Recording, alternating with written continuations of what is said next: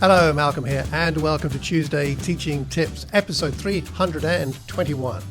Today is the seventh in our current series, which is the 10 Commandments of Effective Teaching and Preaching, which I borrowed from my friend Rob Payne. And today is the sixth commandment, which is every learner is different, so differentiate. Every learner is different, so differentiate in the way that you teach and preach. What's our goal here?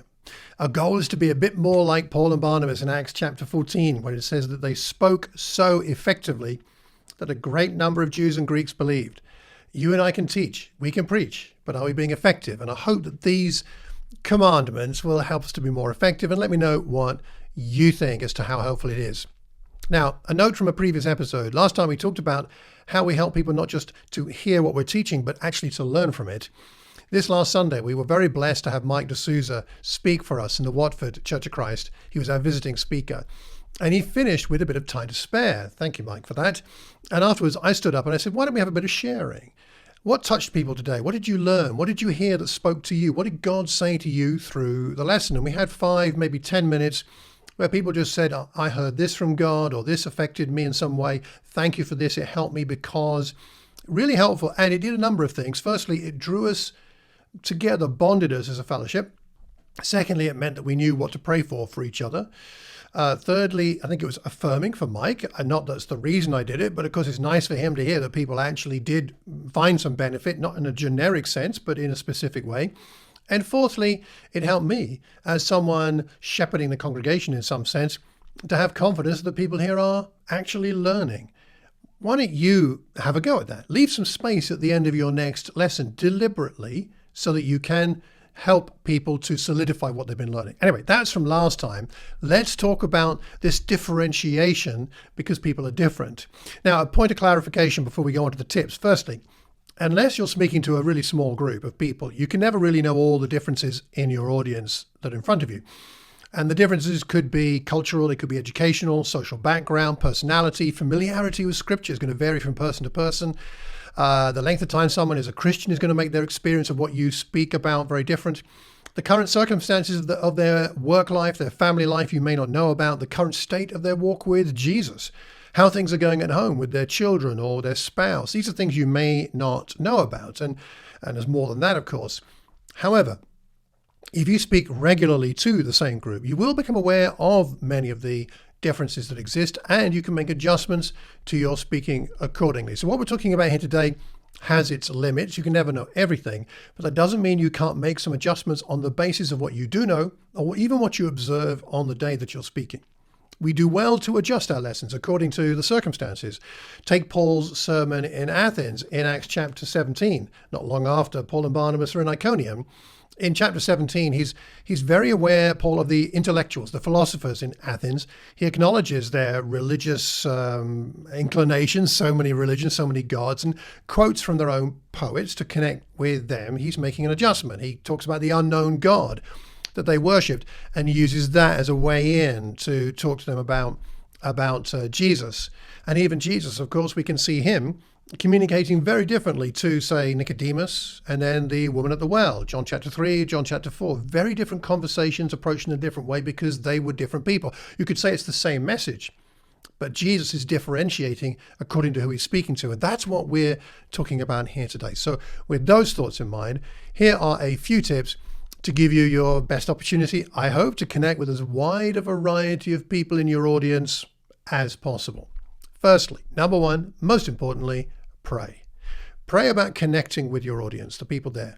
If you know who will be there, pray for them personally, specifically. I do that often for our Watford church. I pray through the membership. It helps me to connect. I remember they are different people. They're not sort of one blob in front of me. They're not. They're all different. If you know who'll be there, pray for them. God surely will grant you insight, whether consciously or subconsciously, that will help you to connect in that way. So number one, pray. Number two, offer some personal sharing, something from you, your life. Opening up about your own life helps to connect with all kinds of people. The cultural differences tend to be less significant, or the educational differences tend to be less significant when we're talking about our own hearts. Now, of course, there are some things that may not communicate across cultures, but nonetheless, When you're talking personally, you're talking as a person, as a human being, and we're all human beings. So personal sharing can help that. And of course, vulnerability creates connection, no matter what the background of the people you're speaking to. And that connection will survive cultural barriers. Thirdly, do your best to avoid jargon. Avoid jargon. Bear in mind, you might have people there who have no faith. They've got no Christian faith, or at least not much. And so if you start using not just religious jargon, but church jargon, it will alienate them, and then that will help make it harder for them to connect.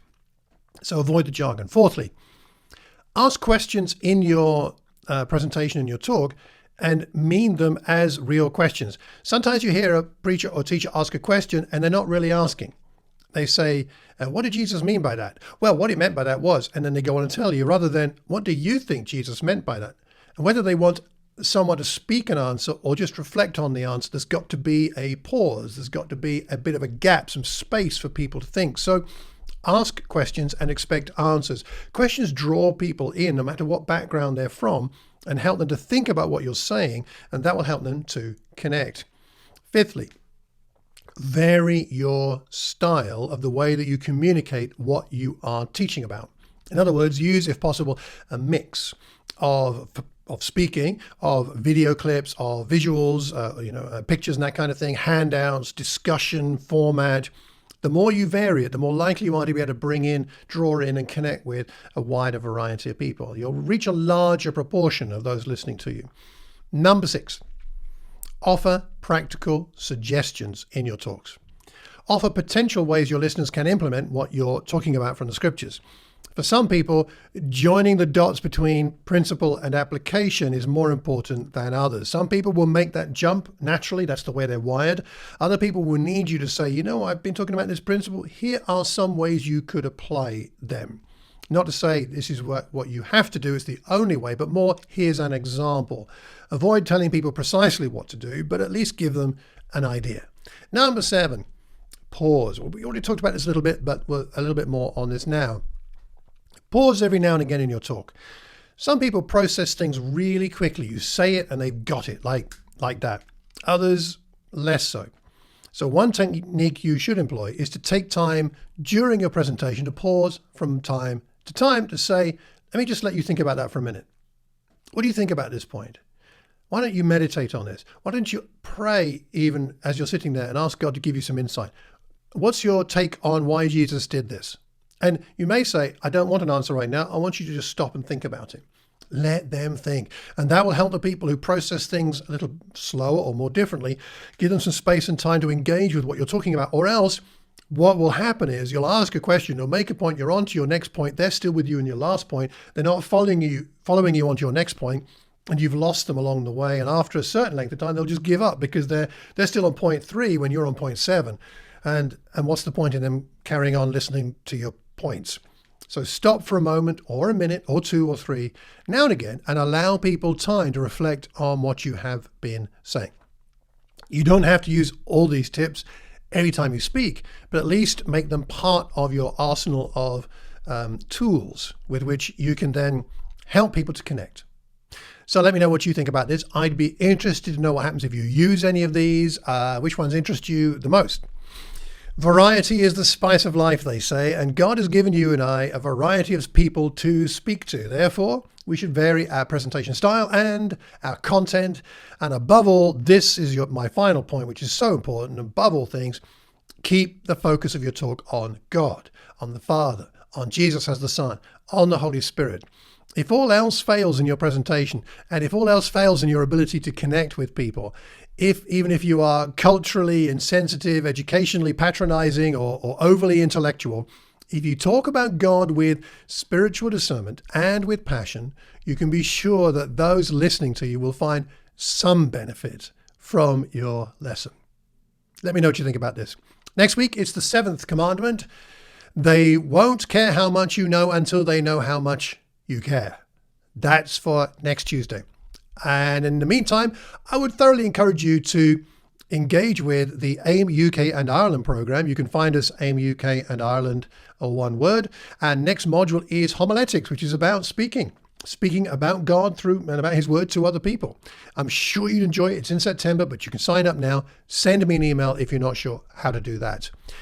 Please leave a comment. Let's learn together, because we learn better when we're learning in community. If you've got any questions, drop me a line. If you'd like a free copy of my book on spiritual disciplines, then sign up for my newsletter at my website, malcolmcox.org. Pass this link on, subscribe, leave a review, and until the next time, I hope that you are able to find ways to connect with people better than you ever thought was possible. Take care, and God bless.